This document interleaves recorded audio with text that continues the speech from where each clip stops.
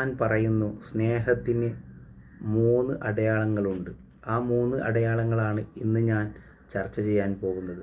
അത് നിങ്ങൾക്ക് മനസ്സിലായി കഴിഞ്ഞാൽ ഈ വീഡിയോൻ്റെ താഴെ അൽഹംദുലില്ലാ എന്ന് നിങ്ങൾ കമൻറ്റ് ചെയ്യണമെന്ന് പ്രത്യേകം അറിയിക്കുകയാണ്.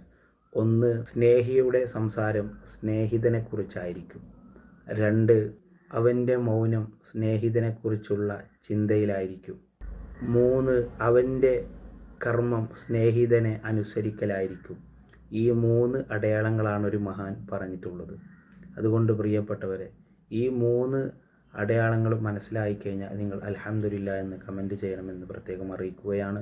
അല്ലാഹു റബ്ബുൽ ഇസ്സത്ത് നമ്മൾ പഠിക്കുന്ന വിജ്ഞാനങ്ങളെല്ലാം ഉപകാരപ്രദമായ അറിവുകളാക്കി അല്ലാഹു നമുക്ക് നൽകട്ടെ. ഒരുപാട് അറിവുകൾ നമുക്കൊക്കെ പഠിക്കാനും മനസ്സിലാക്കാനും അല്ലാഹു നമുക്ക് സൗഭാഗ്യം നൽകി അനുഗ്രഹിക്കട്ടെ. ആമീൻ യാ റബ്ബൽ ആലമീൻ.